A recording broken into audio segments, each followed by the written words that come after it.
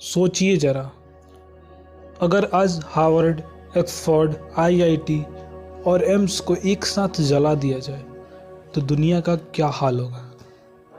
आज से 800 साल पहले भारत के साथ बिल्कुल ऐसा ही कुछ हुआ था और उस जगह का नाम था नालंदा यूनिवर्सिटी। नालंदा सिर्फ एक यूनिवर्सिटी नहीं थी, यह ज्ञान का साम्राज्य थी। इसकी स्थापना 5वीं सदी में गुप्त शासक कुमारगुप्त ने की थी। यहाँ पढ़ाई होती थी Veda, Buddhism, mathematics, astronomy, medicine, logic. यहाँ 10,000 से ज़्यादा स्टूडेंट और 2,000 से ज़्यादा टीचर्स थे। नालंदा की सबसे बड़ी खास बात यही थी कि यह इंटरनेशनल यूनिवर्सिटी थी। China, Korea, Japan, Tibet, Sri Lanka और इंडोनेशिया जैसे देशों से स्टूडेंट यहाँ आते थे। नालंदा की एडमिशन एग्ज़ाम इतनी कठिन थी कि 10 में केवल 2 विद्यार्थी ही उत्तीर्ण हो पाते थे। नालंदा की पुस्तकालय का नाम था धर्मगंज। इसके 3 विशाल भाग थे: रत्न सागर, रत्नोदधि, रत्नरंजक। यहाँ लाखों हस्तलिखित पांडुलिपियाँ थी। विज्ञान, शल्य चिकित्सा, गणित, दर्शन और मानव मन के अध्ययन से जुड़ा ऐसा ज्ञान जो यूरोप को सदियों बाद प्राप्त हुआ। साल था 1993 ईस्वी। तुर्की सेनापति बख्तियार खिलजी अपनी सेना के साथ नालंदा पहुंचे। उसे लगा कि कोई किला है। उसे लगा यह कोई किला है, लेकिन जब उसे पता चला कि यह तो ज्ञान का केंद्र है तो उसने इसे नष्ट करने का आदेश दे दिया।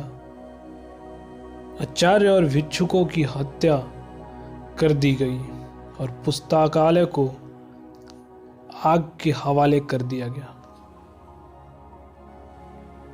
इतिहासकारों के अनुसार नालंदा की पुस्तकालय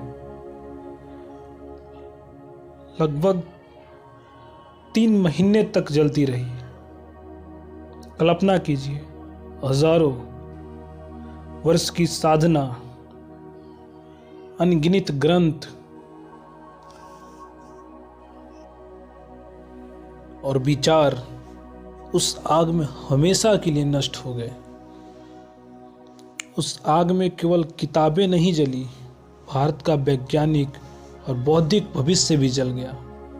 चिकित्सा, खगोल विज्ञान, शून्य की अवधारणा, शल्य चिकित्सा, मनोविज्ञान और दर्शन, असंख्य ज्ञान या तो नष्ट हो गया या फिर विदेश में चला गया।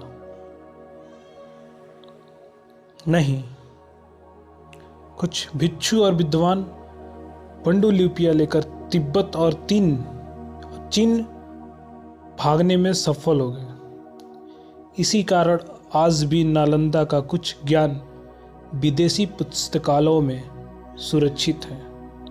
नालंदा केवल एक विद्यालय नहीं थी, वह भारत की आत्मा और पहचान थी। आज हम अपने अतीत को समझते हैं तो हमें यह भी समझना होगा कि ज्ञान की रक्षा करना किसी युद्ध से कम नहीं है। आप क्या सोचते हैं? क्या नालंदा फिर से अपने वैभव को पा सकती है? कमेंट में लिखिए, राय दीजिए। वीडियो अच्छा लगा तो वीडियो को लाइक करें, शेयर करें और इतिहास को जीवित रखिए। जय हिंद, जय भारत।